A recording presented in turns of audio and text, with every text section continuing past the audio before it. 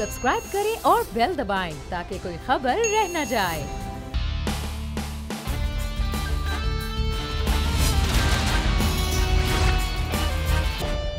अस्सलामुअलैकुम। Special report with Mudassar Iqbal के साथ हाजिर खिदमत है। नाज़रीन, मुल्क में इस वक्त सबसे ज़्यादा जो बात हो रही है वो आने वाले बजट के हवाले से है।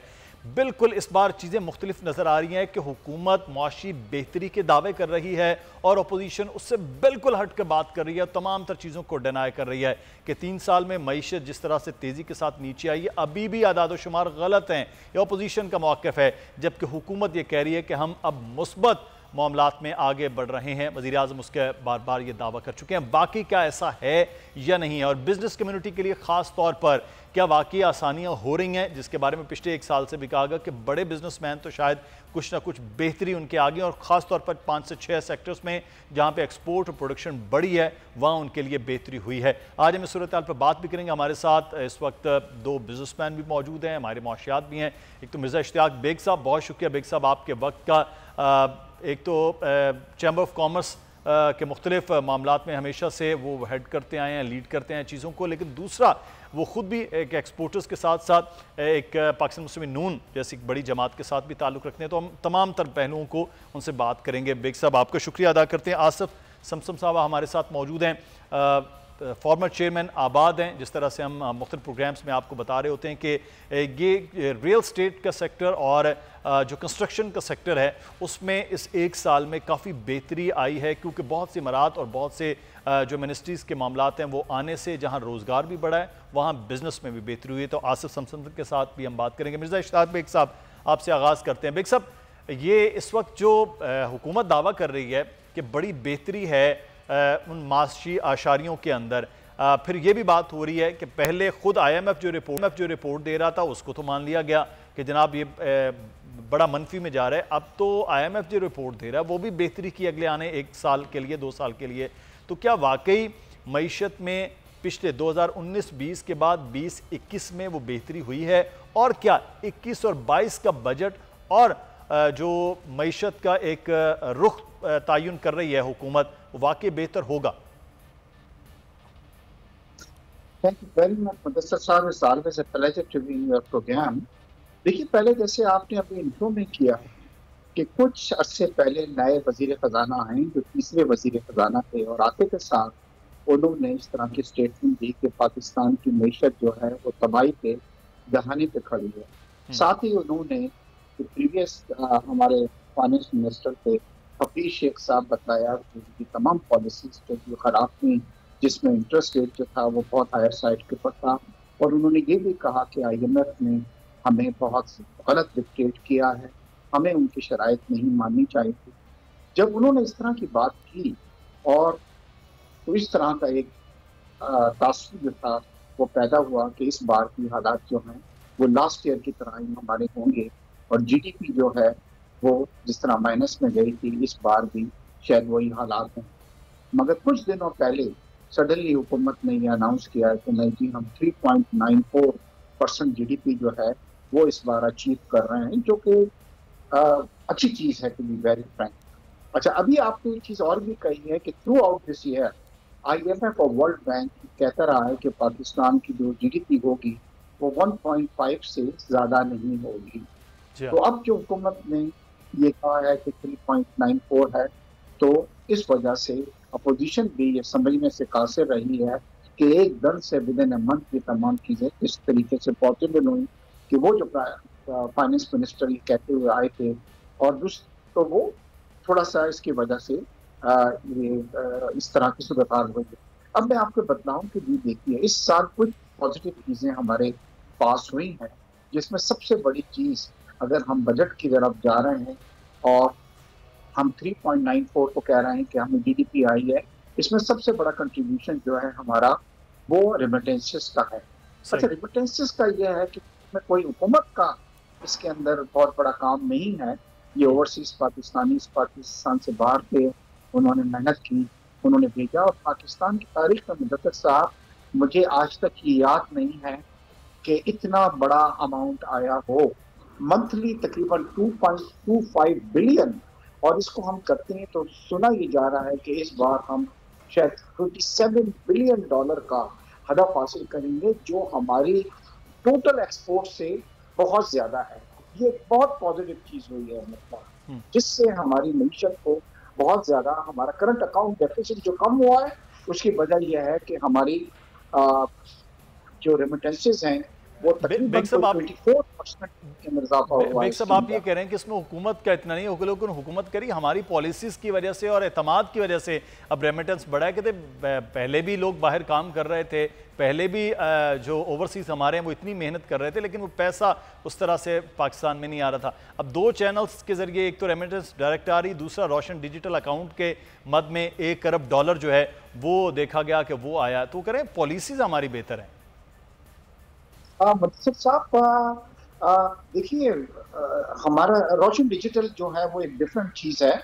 वो उसका जो अमाउंट है वो हम अपने रेमिटेंसेस में काउंट नहीं करते। देखिए, FATF ने हमारी बहुत ज्यादा शराइत जो हमने मानी है, जिसमें एक शराइत ये भी थी कि किसी तरह हुंडी का उसके ऊपर जो है सख्ती की जाए या अनऑफिशियल तरीके से जो आती है। एक्चुअली आपको सुन के मेरा खुद बिजनेस गल्फ के अंदर कंट्रीज है, पहले गल्फ में हमारे जो सर्वेंट, हमारे जो लोग एम्प्लॉयज होते थे, उनको कैश पेमेंट कर दी जाती थी। अब वहां पे एक नया कानून आया है जिसमें कोई एम्प्लॉयर जो है अपने एम्प्लॉयज को, चाहे वो एम्प्लॉय जो है वो पियोन क्यों नहीं हो, कैश उसको सैलरी पे नहीं करता और उसका एक अकाउंट खुलता है जहाँ पे वो ये अमाउंट अपनी सैलरी उसकी क्रेडिट होती है। बेग साहब, दोबारा से हम आपसे बात भी करते हैं इस पे सूरत हाल पे ऊपर। मेरे दीगर मेहमान भी हमारे साथ मौजूद हैं, आसिफ समसम साहब भी और पाकिस्तान तहरीक इंसाफ की रहनुमा मुसर्रत चीमा साहिबा भी।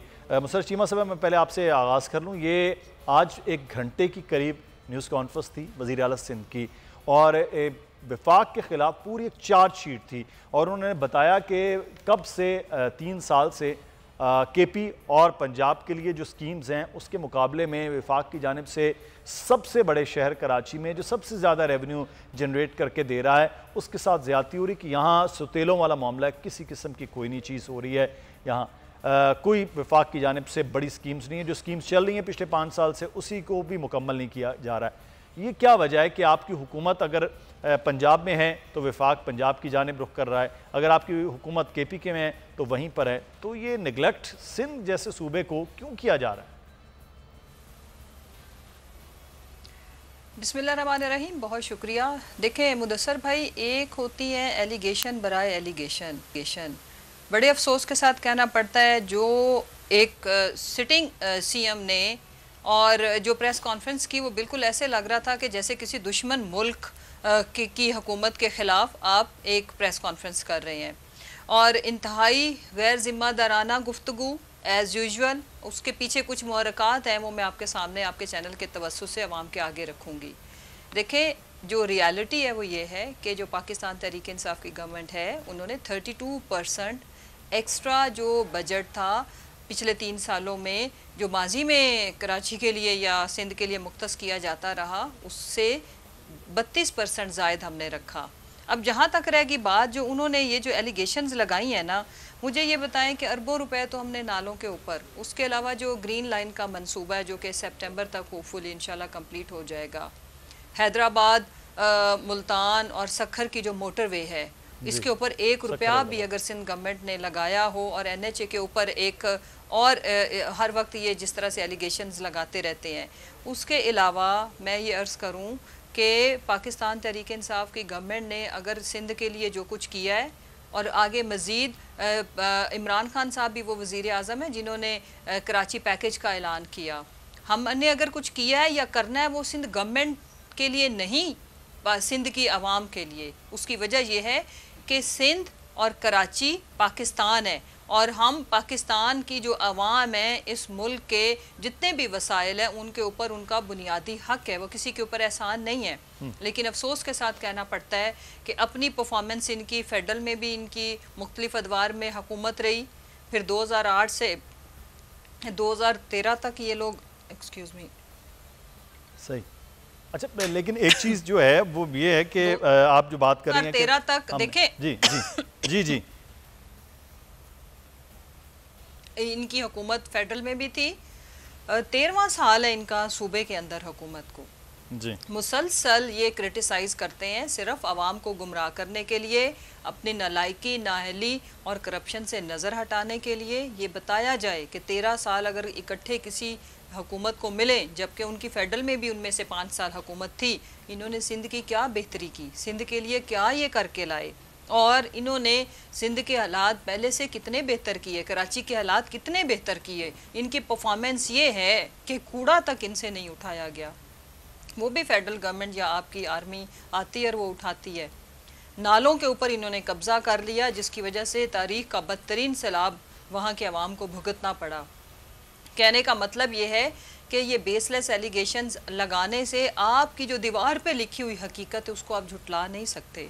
सो हमारे पास जितने भी वसाइल हैं, प्राइम मिनिस्टर इमरान खान का जो विजन है वो पूरी कौम के लीडर हैं, पूरी कौम के प्राइम मिनिस्टर हैं, वो किसी एक सूबे के नहीं हैं। किसी सूबे के साथ वो डिस्क्रिमिनेशन कर ही नहीं सकते, उनका खमीर ही इस तरह का नहीं है। वो सियासत बराए सियासत तो करते ही नहीं है, ना वो वोट बैंक को इन्फ्लुएंस करने के लिए करते हैं। वो मुशर्रफ साहब अब कुछ ही देर के बाद वज़ीर आज़म की आवाम की तकदीर बदलने के लिए आए हैं। किसानों से भी बात कर रहे हैं और ज़रूरी इस्लाहात के हवाले से भी बताएंगे कि क्या किया जा रहा है। लेकिन मैं आसिफ समसम हमारे साथ मौजूद हैं। आसिफ साहब, आप क्योंकि कंस्ट्रक्शन के हवाले से एक बड़ा नाम है, कंस्ट्रक्शन की इंडस्ट्री में इस वक्त जितना ग्रो एक साल के अंदर किया है, और जो ख़ास तौर पर जो असल चीज़ थी वो इसके अंदर थी, वो जितनी भी लकूनत थी वो ख़त्म की गई, लेजिस्लेशन के मामलात थे वो किए गए, और फिर हुकूमत की जानिब से पब्लिक प्राइवेट पार्टनरशिप, फिर बैंकों को इन्वॉल्व करके मुख्तलिफ प्रोग्राम्स, नया पाकिस्तान, मेरा घर, ये तमाम तर चीज़ें एक तरफ रहीं। फिर बड़े जैसे आप बिल्डर्स हैं, आबाद के लोग हैं, उनके बहुत सारी मिनिस्ट्रीज़ के ज़रिए इन चीज़ों को किया गया। आप ये समझते हैं कि इन तमाम तर इक़दामात जो पिछले 1 साल से गवर्नमेंट के थे आपके सेक्टर में, यानी कि रियल स्टेट सेक्टर की ख़ास तौर पर बात की जाए, कंस्ट्रक्शन सेक्टर की बात की जाए, उससे पाकिस्तान की मईशत में आप लोगों का वो वाकई किरदार हुआ है, और जो ये लेजिस्लेशन हो रही है, जो चीज़ें ठीक हो रही हैं, उससे क्या बेहतरी होगी अगले आने वाले वक्त में? बिस्मिल्लाहिर्रहमानिर्रहीम। पहले मैं ये क्लियर कर दूं कि मैं सिंध बलूचिस्तान का फॉर्मर चेयरमैन हूँ, आबाद का, और आबाद के 85% जो मेंबर हैं वो इसी रीजन में है, जिसमें कराची, हैदराबाद, सखर भी शामिल है जी। और जैसे कि आपने ये बात की एमएनएसटी की, जो हालात है, जो उनका, आप ये देखिए 3 चीजें, एक है एमएनएसटी, एक है नया पाकिस्तान हाउसिंग, और एक है वो फैसिलिटी जो बिल्डर को काम करने के लिए या ईज टू डूइंग बिजनेस करने के लिए दी गई। ये 3 चीजें थी जो मई 2020 में इमरान खान साहब ने अनाउंस की थी। हमने एमएनएसटी के हवाले से जिस दिन ये पैकेज आया था, उस वक्त मैं कराची चैम्बर में हाउसिंग रियल एस्टेट कंस्ट्रक्शन का मैं चेयरमैन था। उसी दिन मीडिया पे, आपके चैनल पे भी मुझे याद है कि हमने कहा था कि ये सिंध के लिए काम का नहीं है, इसलिए कि जिस 30 दिन की, ये ईज टू डूइंग बिजनेस की बात कर रहा हूँ, जिस 30 दिन 45 दिन के एनओसी की बात की गई, तो 18 एनओसीज हम कलेक्ट करते थे, 3 कम की गई वर्टिकल तामीरात पे, फिर एक और बढ़ा दी गई, यानी 3 कम करके ये 16 पे आज खड़ी।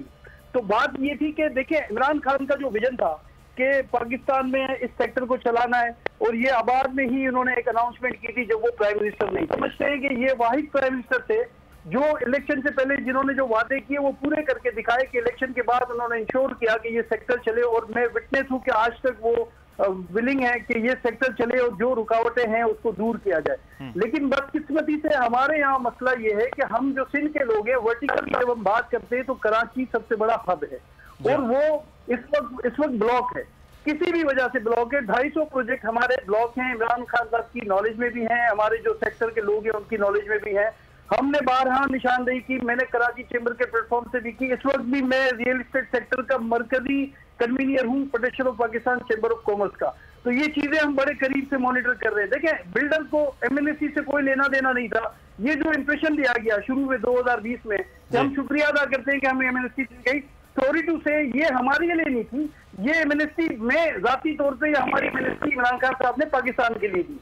और ये उन्होंने उस कोविड के हालात में जब मुश्किल मईशत की सूरत आती, आगे पता नहीं था कि एक्सपोर्ट चलेगी नहीं चलेगी और कोई जराए होंगे, उन्होंने लोकल इंडस्ट्री को चलाने का फैसला किया। और मैं समझता हूँ ये दुनिया का पहला वजीर आजम था जिसने एक लोकल सेक्टर पे हाथ रखा, और उसकी उम्मीद बढ़ी और रेट बढ़ने शुरू हुए। और ये थोड़ा आपको अच्छा जो नजर आ रहा है वो उनके उसी इकदाम की वजह से हुआ। लेकिन मैं आपको बताऊं कि सिंध में हमने पहले दिन कहा था कि चूंकि 18वीं गर्मी में आप इंश्योर नहीं कर सकते 30 दिन 45 दिन में, यानी हम समझते हैं कि साल में 19 एनओसी हमें मिली। और जो लाहौर था वहाँ पे 250 के करीब या 230 के करीब जो है एनओसी वो उन्होंने इशू कर दी। ये वो एलडीए था जहाँ पे कोई रेगुलेटरी बॉडी नहीं है। एसपीसीए बहुत बड़ा इदारा है। आसिफ साहब, जहाँ तक मैं आपकी बात समझा हूँ, इसमें तो मुझे वो वाक़या भी याद आ रहा है जब स्पेशली चीफ सेक्रेटरी सिंध को वज़ीर आज़म ने बुलाया और उनसे कहा कि ये मैं इस तरह की चीज़ें सुन रहा हूँ कि ख़ास तौर पर एनओसीज़ के मामलात के हवाले से, और वो मैं थोड़ा इन्वर्टेड कॉमर्स में बात कर लूँ कि बग़ैर किसी जो है वो ले दे के चीज़ें पास नहीं हो रही, एनओसी नहीं आप दे रही है, मैं उसी को कनेक्ट कर रहा हूँ। दूसरा ये क्या इसका मतलब है कि सारे अमल में जो मैं अंडरस्टैंड कर रहा हूँ उसकी आप थोड़ी वजाहत कीजिएगा कि सिंध गवर्नमेंट या सिंध की मशीनरी, चले हम लफ्ज़ इस्तेमाल कर रहे हैं, सिंध की मशीनरी जो है वो रुकावटें बन रही है आपके लिए ख़ास तौर पर? देखिए, मैंने पहले जैसे कहा कि 3 चीजें हैं जिसको मिक्स कर दिया गया है, और जिन लोगों की जिम्मेदारी थी कि वो आके क्लियर करते हैं इन बातों को, मैं समझता हूँ कि वो उस वक्त उनको अदा करनी थी, नहीं की। वो 3 चीजें ये थी कि जैसे आपने कहा अप्रूवल्स की बात कि सिंध गवर्नमेंट का इशू। देखिए, बात यह है कि 18वीं तरमीम में जब तक सूबा आपके साथ कोऑर्डिनेशन में नहीं होगा आप उसका इम्प्लीमेंटेशन नहीं कर सकते। आपका पॉलिटिकल डिफरेंस कोई भी हो, हम पॉलिटिकल लोग नहीं है, हम सियासी लोग नहीं है, हम बिजनेस कम्युनिटी के लोग हैं। आदमी के साथ खड़े होने के लिए तैयार है जो पाकिस्तान की मईशत की बेहतरी के लिए खड़ा है, चाहे वो पॉलिटिकल गवर्नमेंट किसी भी एंगल से वो डील कर रही हो। हमारा किसी गवर्नमेंट से ना कोई इख्तलाफ है, लेकिन जब तक हम ऑन बोर्ड नहीं लेंगे, जब तक हम इन चीजों को ईज टू डूइंग बिजनेस की तरफ नहीं ले जाएंगे। देखें, जब मैं एक बात कह रहा हूँ कि खाली सिंध गवर्नमेंट नहीं है, 2 एनओसी तो फेडरल की थी, जिसको 3 एनओसी, जिसमें हम एयरफोर्स की, हम सिविल एविएशन की और स्वीगेस की बात कर रहे हैं। वो एनओसीज भी आज भी आप देखें तो उनका टाइम कट नहीं हुआ, लेकिन उन्होंने जैसे एक एसआरओ इशू किया फरवरी में कि जी अब देने की जरूरत नहीं है, और सिविल एविएशन की एनओसी से आप एग्जेम्प्ट हो गए। तो मैं आपको ये बता दूं कि मुझे नहीं पता किसी ने एक्सप्लेन किया नहीं किया, कराची पूरा तकरीबन फनल एरिया है। क्लिफ्टन को छोड़ के या नेशनल हाईवे या सुपर हाईवे को छोड़ के जो डाउनटाउन है वो सारा फनल एरिया है। फनल एरिया में बगैर एनओसी के आप सिविल एविएशन के बगैर कोई तामीरात आप नहीं कर सकते। तो ये कहना कि हमने खत्म कर दी, नहीं, सॉरी टू से, आपने आसान किए, आपने जो दूर की जगह थी उनको खत्म कर दी, लेकिन डाउनटाउन आज भी इफेक्ट है। वर्टिकल तामीरात डाउनटाउन में होती है। मैं सुपर हाईवे से आगे 50 मंजिल की बिल्डिंग नहीं बना सकता, उसको मैं बेच नहीं सकता, उसकी कॉस्ट ऑफ कंस्ट्रक्शन उन गरीब लोगों से, क्योंकि वो वहां पे रहने वाले कमजोर तबका है, तो वो बेचारे अफोर्ड नहीं कर सकते, और ये कॉस्ट बहुत हैवी है जब मैं बात करता हूँ हाई राइज की। लेकिन अब एक और बात, जो हमारी चाहत है, आपने बजट के हवाले से बात की, तो मैं आपको बताऊं हमारी चाहत है कि जो हम चाहते हैं, एफटीआर को आपने टाइमलाइन किया हुआ है, आपको 6 माह, 1 साल किया, फिर 6 माह बढ़ाया, अब आपने 31 दिसंबर 2021 को एफटीआर का मतलब है फिक्स टैक्स रिज्यूम, यानी आपका टैक्स पेयर और टैक्स कलेक्टर का आपका जो बीच का जो ताल्लुक है वो खत्म हो जाता है। आपको जब प्रोजेक्ट आप शुरू करते हैं तो पहले दिन आपको पता है कि आपको इतना टैक्स इस प्रोजेक्ट पे देना है, उसको 4 इंस्टॉलमेंट में लेते हैं। तो मैं ये समझता हूँ कि मुश्किलात, मैं समझता हूँ ये बात के आईएमएफ की भी शराइत हैं, कंडीशंस हैं, लेकिन नाजायज शराइत मान लेना भी जायज बात नहीं है। जब एफटीआर में आपको हम समझते हैं कि वो जो अंडर टेबल जाता है वो नहीं जाएगा और डायरेक्ट टैक्स आपको मिलेगा, तो उसके लिए टाइमलाइन लग रहे थे। अच्छा, ये टैक्स के मामलात इंतहाई पेचीदा रहे हैं समसम साहब के, ये पहले भी और अब भी। अच्छा सर, मैं एक दूसरी बात बता दूं कि जिससे कि मैंने कहा कि एमएनएसटी के हवाले से बात की जाती है कि एक्सटेंशन हो, बहुत अच्छी बात है। पाकिस्तान का जहां फायदा हो वो सारी चीजें होनी चाहिए, लेकिन इसको बिल्डर के सर पे डालना कि जी बिल्डर का फायदा है, बिल्डर का फायदा नहीं है। बिल्डर तो आपको कर रहा है कि इस सेक्टर में अगर कोई बंदा आके काम करता है जिसका पैसा डिक्लेयर नहीं है, तो कौन सी इंडस्ट्री है जो अपने कंपटीटर को जगह देगी? हमने जगह दी पाकिस्तान के लिए, पाकिस्तान की इकोनॉमी को चलाने के लिए। तो ये कॉन्सेप्ट क्लियर होना चाहिए कि ये एमएनएसटी जिनको मिली उनको शुक्रिया अदा करना चाहिए हुकूमत का, कि उनको मौका दिया प्राइम मिनिस्टर साहब ने कि वो हिस्सा बने इस माशी नई इंडस्ट्री का, वो लोग हिस्सा बने जो उनको एमनेस्टी मिली है। मैं एक चीज़ जो बड़ी इंपॉर्टेंट है, मिर्ज़ा इश्ताक बेग साहब आपसे जानना चाहूँगा, 6 से 7 सेक्टर्स हैं जिनमें बहुत बेहतरी आई, उन्होंने एक्सपोर्ट अपना किया, वो उन्होंने ग्रो किया, और पाकिस्तान की इंडस्ट्री में जो एक्सपोर्ट है सबसे बड़ा हिस्सा भी उन 5-6 सेक्टर्स का आ रहा है। लेकिन आप भी क्योंकि एक्सपोर्टर्स हैं, आप समझते हैं कि ये जो अब आने वाला बजट है वो बिजनेसमैन के लिए और ख़ास तौर पर एक्सपोर्टर्स के लिए, एक चीज़ में ज़िम्नन ये भी है कि मैं कुछ फिगर्स देख रहा था कि पाकिस्तान में एक्सपोर्ट्स तो बढ़ी हैं लेकिन एक्सपोर्टर्स कम हुए हैं, यानी कि जो छोटा एक्सपोर्टर्स है वो शायद कहीं ना कहीं नीचे पिस चला गया। इसकी थोड़ी सी वजाहत कीजिएगा। दूसरा कि ये बजट आगे आने वाले वक्त में एक्सपोर्टर्स के लिए कैसा होगा? बेग साहब देखिए, मुदस्सिर साहब कहा तो जा रहा है कि एक्सपोर्टर्स जो है उसको बजट के लिए कोई इंसेंटिव करके हुकूमत ये कह रही है कि हमारे एक्सपोर्ट पर बहुत इजाफा हुआ है, जो कि इतना सही नहीं है। मैं जब खुश होगा कि 25 को जो टारगेट है वो आगे जाएगा। इस बार भी हम 21 या 23 बिलियन में रहे हैं। अब ये बड़े अफसोस की बात है, पाकिस्तान हमारी एक्सपोर्ट्स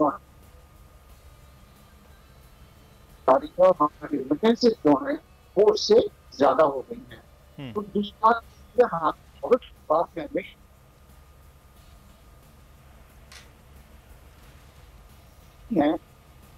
मिर्ज़ा इश्ताक बेग साहब से हम दोबारा से रब्ता करते हैं, उनकी रोशन कुछ आ रही है। हमें यहाँ पर एक ब्रेक लेना, ब्रेक के बाद वापस आते फिर उनसे मज़ीद इस हवाले से बात करेंगे। लेकिन साथ ही साथ मुसर्रत चीमा साहिबा से भी बात करेंगे कि पंजाब के हवाले से जो तासुर ये बना हुआ है कि वहाँ पर डेवलपमेंट नाम की कोई चीज़ नहीं हो रही है। पिछले 3 माह में हम देख रहे हैं कि मुख्तलिफ अजला में जाकर ख़ुद वज़ीर आला डेवलपमेंट के हवाले से बजट की अनाउंसमेंट कर रहे हैं। तो अब क्या तब्दीली जिसका नारा पाकिस्तान तहरीक इंसाफ का था वो होगी? हमारे साथ एक नाज़रीन मेहमान हमारे साथ हैं।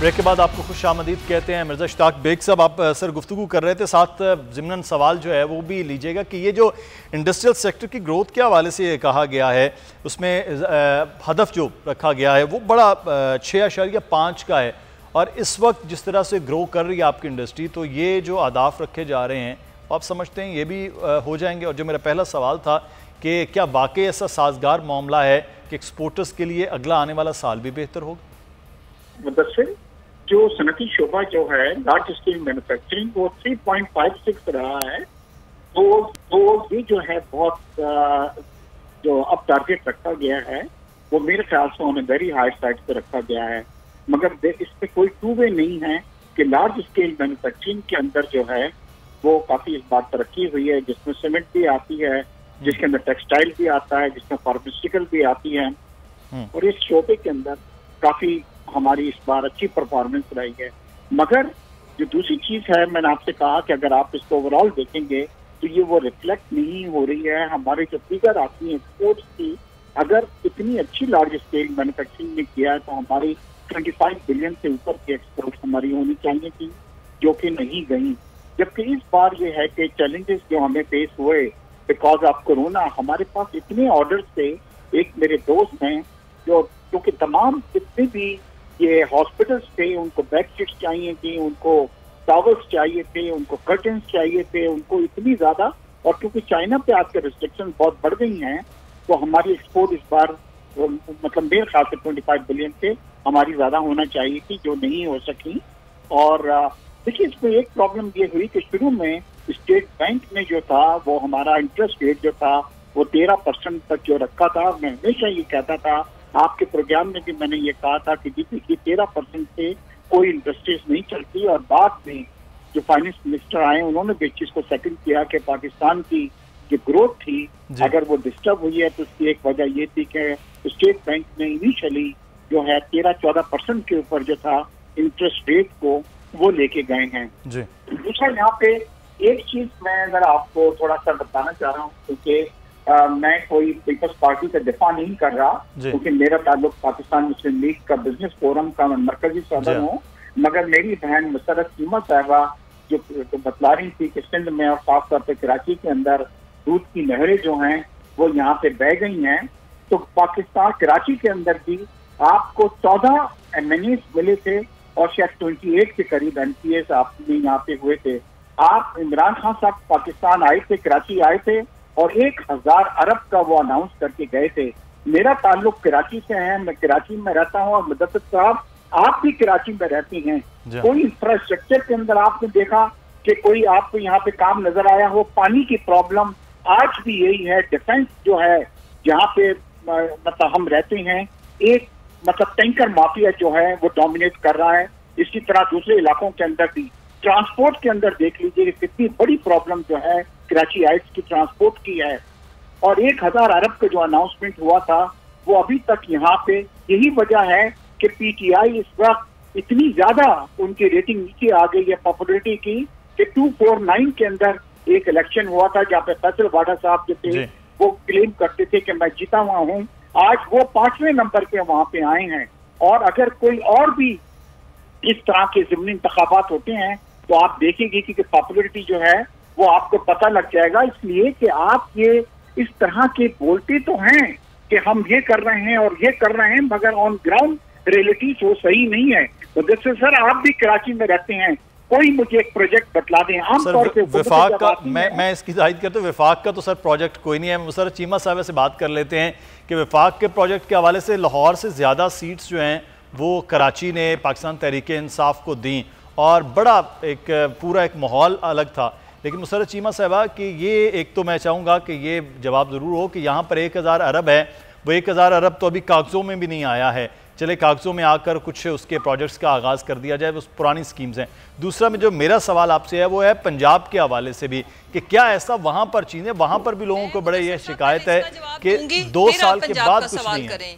जी जी जी, सबसे पहले तो मैं ये अर्ज करूं कि मेरे भाई ने बड़े खूबसूरत तरीके से माशाल्लाह से, अब पानी भी आके अगर फेडरल गवर्नमेंट ने देना है तो ये किस लिए हुकूमत कर रहे हैं, ट्रांसपोर्ट भी फेडरल आफ्टर 18th अमेंडमेंट, जिसके लिए बिलाल हमेशा ओवर सेंसिटिव बिलावल रहते हैं, तो उनको पता होना चाहिए कि बहुत सारी चीज़ें अब वफाक से हट के सूबों के पास आ गई हैं, तो ये सूबों का ही काम है। और अगर लाहौर की अच्छी परफॉर्मेंस है तो जिनको ये हर वक्त क्रिटिसाइज करते हैं, पंजाब बहुत बेहतर परफॉर्म कर रहा है, सिंध को भी करना था, 13वां साल है उनका, और पंजाब में हमारा 3रा साल है। ये कंपैरिजन जरूर याद रखा करें हमें क्रिटिसाइज करने से पहले। अच्छा, मैं अगली बात कर लूं मुदस्सर साहब, मुझे प्लीज टाइम इक्वल दें, अदरवाइज कोई फायदा नहीं अगर आपने खुद ही करना है या मिर्जा साहब को सुनना है। सिर्फ जो आपने बात की ना उसके अंदर मैं सिर्फ उसमें एक चीज ऐड कर दूं, आप ही बात कीजिएगा मुकम्मल।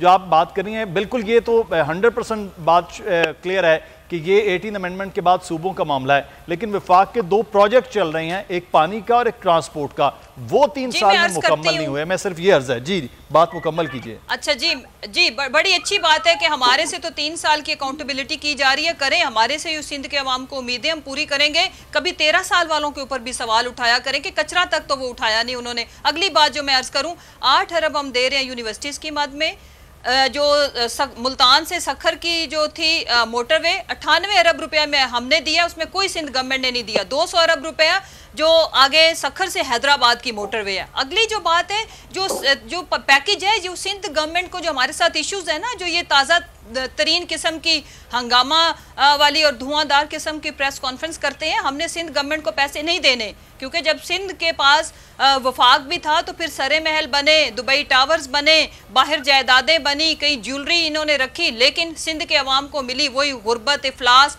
और ये टैंकर माफिया और हर तरह का माफिया इंट्रोड्यूस करवाने में जरदारी साहब को इंशाल्लाह तारीखी तौर पर याद रखा जाएगा। अब रहेगी बात, अगर आप पंजाब की बात करें, ये हाउ कैन यू से कि पंजाब के अंदर डेवलपमेंट नहीं हुई। मैं आपको अर्ज करती हूँ और मैं आपसे रिक्वेस्ट करती हूँ कि प्लीज आप इसको ग्राउंड रियलिटी जरूर चेक करें। मैं जो चीजें आपको यहाँ पे बताऊं उसको आपका चैनल जाके देख सकता है कि ये मंसूबे क्या हमारे ग्राउंड पे हैं या नहीं।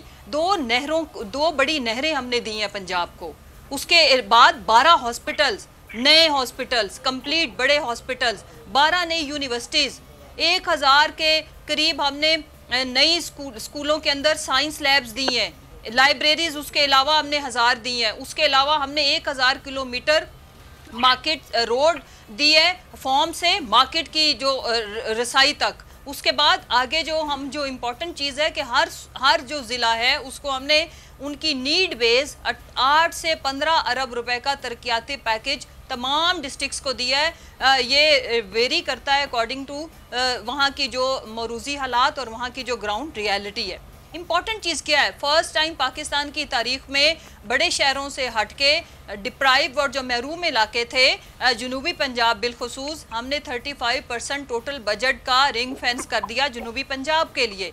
आगे इक्वल डिस्ट्रीब्यूशन ऑफ रिसोर्सेज की जो अच्छी एग्जांपल पाकिस्तान तहरीक इंसाफ ने सेट की है, मैं रिक्वेस्ट करती हूँ कि यही चीज अगर आप जो मुझे मिर्जा साहब की बातों का बुरा इसलिए नहीं लगा कि अगर ये क्रिटिक काश 72 सालों में मुख्तलिफ टाइम में जागे होते तो आज आपके पाकिस्तान का, पंजाब का या सिंध का ये हाल ना होता। हम जो बेहतरी ला सकते हैं अवेलेबल रिसोर्सेज के अंदर वो हम लाए हैं, आगे लाएंगे। जहाँ तक रहेगी बात ये सिंध कार्ड खेलने की कोशिश ना की जाए, ये नाकाम कोशिशें क्यों हो रही हैं, उसकी वजह हमारी परफॉर्मेंस है। उसकी वजह सिंध के अंदर ये जो नालायक करप्ट टोला बैठा हुआ है, ये उनकी फ्रस्ट्रेशन चीख चीख के कह रही है। इन्होंने कितना बुरे तरीके से इसी वजीर आला ने कार्ड खेला था आपके कोविड के ऊपर। किस तरह से आप दीदा हो के ये प्रेस कॉन्फ्रेंस करते थे कि कंप्लीट कर्फ्यू लगाओ, क्यों नहीं आप लॉकडाउन लगा रहे हो। वही स्मार्ट लॉकडाउन जिसको इन्होंने बदतरीन क्रिटिसिज्म किया, तारीख का बदतरीन, मैं तो कहूँगी उसी चीज़ को आपकी पूरी दुनिया ने ना सिर्फ सराहा, उस मॉडल के ऊपर गए। अगली जहाँ तक रहेगी बात, सिंध के अवाम हमारे अपने हैं और ये सिंध कार्ड कभी पानी चोरी की शक्ल में ये खेलते हैं। पानी सिंध को पूरा मिलता है, इनके वडेरे। मैं सिंध की आवाम को ये आगाह करना चाहती हूँ कि ये चोर जो चोर चोर का नारा लगा रहे हैं, शोर मचा रहे हैं, ये चोर सच में चोर हैं, ये आपका पानी चोरी करते हैं। हाँ, सिंध में गरीब हारी आम किसान को पानी बिल्कुल नहीं मिल रहा, क्योंकि वो वडेरों से बचेगा तो मिलेगा जितना पोर्शन इनको मिलता है। और उसमें जो जुल्म वाली बात ये कि जो अवेलेबल पानी है उसको भी उसमें लीकेजेस भी हैं, क्योंकि इन्होंने इन्होंने तो जो शहर के अंदर नाले थे उनको साफ नहीं किया, बाकी नहरी निजाम, ये नहरों की सफाई तक तो करते ही नहीं है। तो अवाम ये तो इस वक्त जो पानी का मसला है वो तो सूबे के दरमियान बहुत हो रहा है, उन पे नजर रखें। आप लोगों का इल्जाम हो रहा है, लेकिन इनके ऊपर नजर जरूर रखें कि 13 साल की इनकी नाकामी नहली ये दूसरों के ऊपर थोप रहे हैं, जो कि बनती नहीं है। मैं इससे एग्री कर रहा हूं कि 13 साल में जो कराची को पंजाब के लेवल पे उसको ले आएंगे, सूबाई बजट के लेवल पे उसको ले आएंगे। सूबाई बजट में तरक्याती बजट जो 13 साल का है वो कहाँ लगा है, ये बहरहाल बड़ा एक अहम सवाल है, उस पर सवाल होना चाहिए। लेकिन मैं बिजनेस कम्युनिटी इस वक्त अगले आने वाले बजट के हवाले से किस तरह की उम्मीद लगाए हुए, हम इस वक्त हमारे नुमाइंदे इस्लामाबाद से उमर हयात हमारे साथ मौजूद हैं और वो FPCCI के वाइस प्रेसिडेंट कुर्बान अली साहब के साथ। जी उमर हयात, क्या कहना है FPCCI का, किस तरह की उम्मीद है कि आइंदा आने वाला बजट कैसा हो सकता है बिजनेस कम्युनिटी के लिए? इस वक्त जो है वो यकीनी तौर पर जो है वो बजट के हवाले से काफ़ी काम हो रहा है और वजारत ख़जाना इस वक्त बजट के हवाले से काम कर रही है, क्योंकि 11 जून को वफाकी बजट पेश होने जा रहा है। इसी हवाले से कुर्बान अली साहब से बात करेंगे। कुर्बान अली साहब, बताइएगा कि क्या तवक्कुआत हैं इस बजट से आपकी? देखें, कल हमने फाइनेंस का कमेटी का, स्टैंडिंग कमेटी का, जो सेनेट का चेयरमैन है स्टैंडिंग कमेटी का जनाब तला महमूद साहब और कामली आगाज साहब और अब्दुल कादिर साहब के साथ हमारी कोई तवील 5 घंटे की मीटिंग रही। हमने जनाब रज़ाक दाऊद साहब से मीटिंग की, इवन प्राइम मिनिस्टर पाकिस्तान तक भी हमारे लीडरान ने ये पहुंचा दी है। फुली हम तवक्को रखते हैं कि गवर्नमेंट ऑफ पाकिस्तान इसकी हमारी तजावीज़ को तब तकरीबन मैं यकीन रखता हूँ कि 80% उसके ऊपर अमल दरामद करेगी। शरह सूद को जो है वो कम किया जाए, 4 से 5% पर लाया जाए, जो इस वक्त 7% है। और इस पर वजीर ख़जाना भी बार बार ये कह चुके हैं कि 13.25% पर शरह सूद को लेकर जाना हुकूमत की एक बहुत बड़ी गलती थी। और बहुत शुक्रिया आपका, और वो मौजूद थे। और बिजनेस कम्युनिटी जिस किस्म की उम्मीद लगा के बैठे, अब देखना ही है कि हुकूमत जो है वो क्या करती है। आसिफ साहब हमारे साथ मौजूद है। आसिफ समसम साहब, आपके सेक्टर में क्या आप लोगों की तजावीज़ थी कि ये बेहतरी हो जाए अगले आने वाले बजट के लिए, ताकि अगले माली साल में जो मामलात थे, जो रुके हुए हैं, जहां रुकावटें हैं, वो बेहतर हों, और क्या मराहत होनी चाहिए कि ये सेक्टर मजीद ग्रो करे? क्या तजावीज़ थी आपकी हुकूमत के सर? देखिए, मैं तो ये समझता हूँ कि जब बजट की आप बात करते हैं तो बजट में, जैसे मैंने आपसे कहा कि आने वाले साल में ये जो FTR पे टाइमलाइन है वो खत्म होनी चाहिए, पहली बात। अगर इस इंडस्ट्री को हम चलता देखना चाहते हैं, देखिए चल रही है अल्हम्दुलिल्लाह, लेकिन अगर हम चलता देखना चाहते हैं तो FTR को मुस्तकिल किया जाए।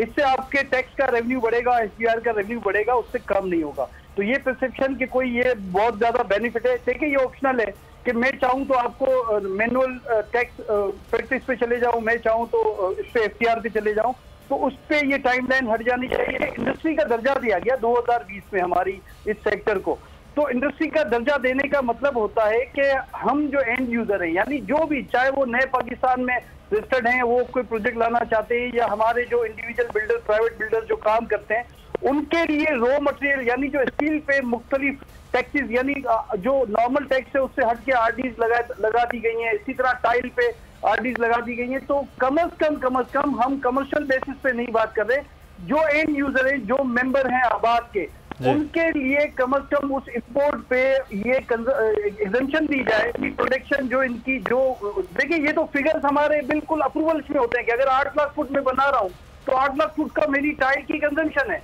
अगर 8 लाख फुट बना रहा हूँ तो उसका स्टील का फार्मूला है, उसकी कंजम्पशन है, उस पर सारा मेंशन किया हुआ है। तो उन चीजों को हमें एग्जम्पशन दी जाए या फिर हमें फ्रीली इंपोर्ट करने की, क्योंकि देखिए स्टील की प्राइसेस ये अलार्मिंग है। ये इमरान खान साहब को भी मैं ये कहना चाहता हूँ कि ये अलार्मिंग है कि ये 35% प्राइसेस उनके उस पैकेज के बाद से बढ़ चुकी हैं रॉ मटेरियल की।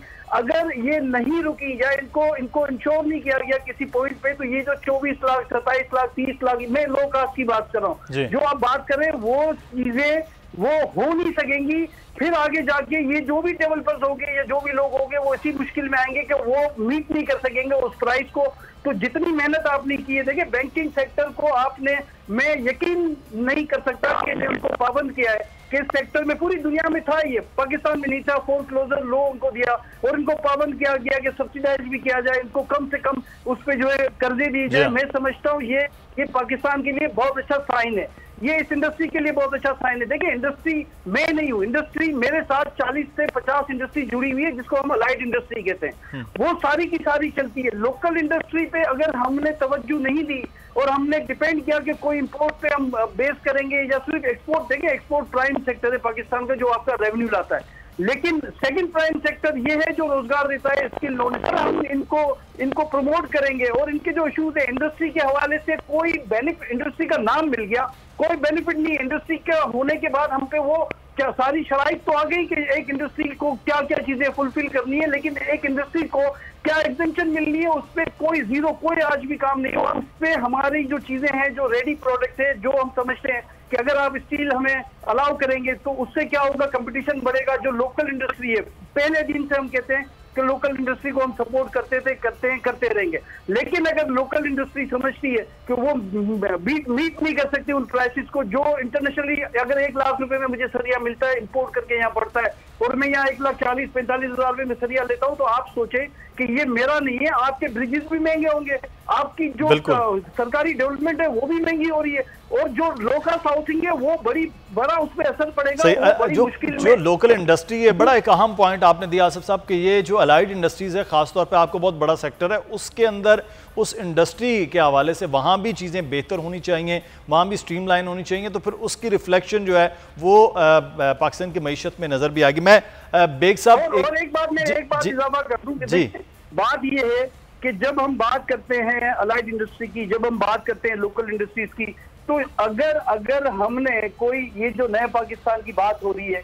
तो मैंने पहले आपको कहा था कि 3 चीजें, एक चीजें वो है जो हमसे रिलेटेड है, जो हमने एफटीआर या जो भी जो रेट के हवाले से हमने बात की थी कि अगर मुझे कोई चीज महंगी मिलेगी मैं आगे महंगी डिलीवर करूंगा, ये कॉमन बात है। सही। सरिये के एक्सपोर्ट की मैं बात करता हूँ कि सरिया जो फैक्ट्रीज हैं उनकी मैं सुनता हूँ, आपके प्रोग्राम में भी सुनता हूँ कि वो कहते हैं कि पहले उन्होंने कहा कि जी कोविड की वजह से फ्रेट बढ़ गया है, तो वो जो चार्जेस है वो इतने बढ़ गए हैं कि हमको महंगा करना पड़ रहा है। पहले उन्होंने ये अपना रीजन दिया महंगा करने का, अब उन्होंने एक रीजन दिया जो बिलेट, ये जो स्क्रैप मेल्टेबल स्क्रैप है वो जो इंपोर्ट करते हैं उस पर आरडीज वगैरह लगी हुई है।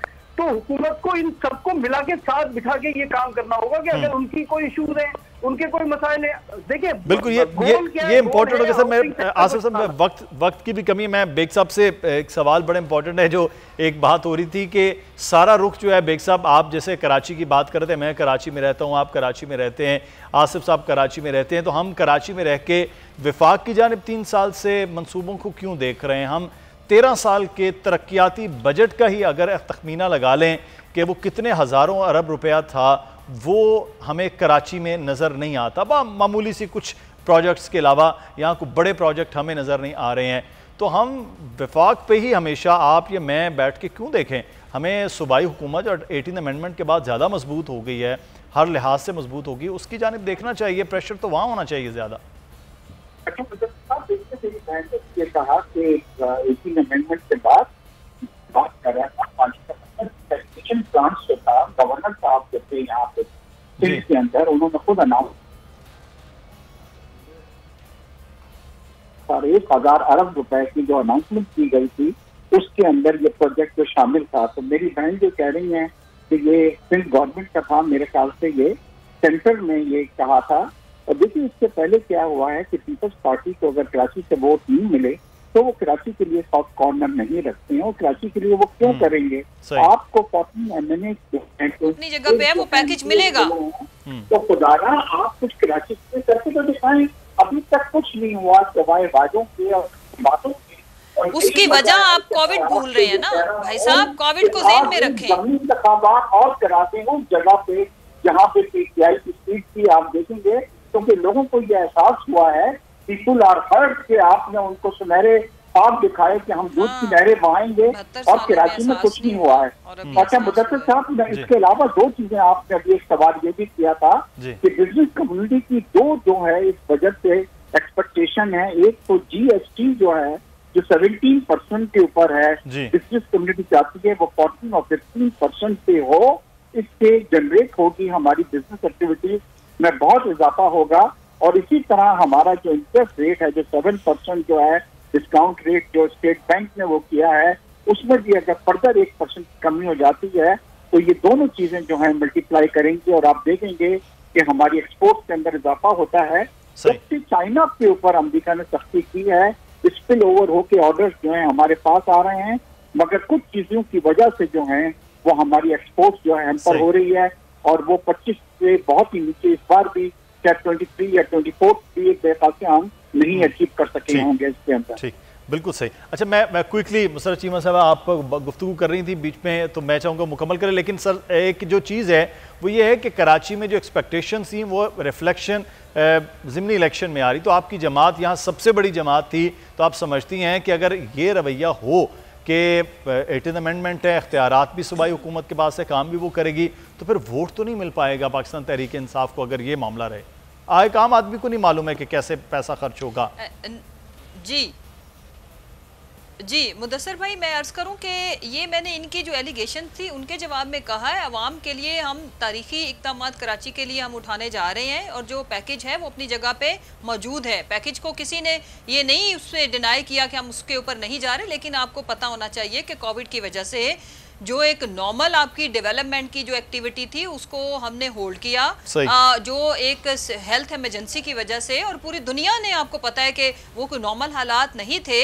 इंशाल्लाह कराची की हम तकदीर बदलेंगे और कराची का हक है। मैंने अर्ज़ किया कि 32% हमने जितने भी माजी की जो फेडरल हुकूमतें इनके लिए, सिंध के लिए जो पैकेज जो भी अनाउंस करती रही हैं, हमारी गवर्नमेंट ने 32% उससे ज़्यादा हमने इनके ऊपर लगाया है, और आगे का हम जो इरादा रखते हैं उससे कहीं ज़्यादा है। उसकी वजह यह है कि बिल्कुल कराची पाकिस्तान की शहरग है और कराची की आवाम ने बड़ा सहा है, और हम वो डिफरेंस क्रिएट करके जाएंगे। अभी हमारे पास अगले 2 साल जो है वो हैं ही इस चीज़ के लिए। चलें, ये 2 साल जो है वो कराची के लोग जिस तरह से निकले, 3 साल पहले वोट दिया आपको, अगले 2 साल में जो मैं अर्ज करूं कि जो उनकी एक्सपेक्टेशंस हैं उससे ज्यादा हम कराची के लिए परफॉर्म करेंगे, और ये उसी चीज को ये एक एक्चुअली वावेला ही इस चीज का कि अपनी परफॉर्मेंस से नजर हटाने के लिए, और जितना हमने किया है वो आवाम को नजर ना आए, जो नहीं किया उसको हाईलाइट कर रहे हैं, बजाय इसके कि ये बताएं कि इन्होंने सिंध के आवाम को क्या दिया, इन्होंने कराची के लिए क्या किया। ये अब कराची के लोग जो है वो अब देखते हैं कि पे बैक क्या हुआ है उनके वोट का वफाक की जानिब से। लेकिन सबसे अहम सवाल ये है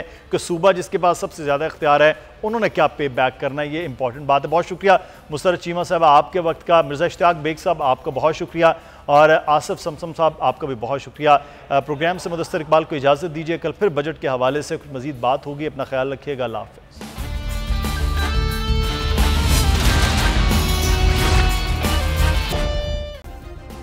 सब्सक्राइब करें और बेल दबाएं ताकि कोई खबर रह न जाए।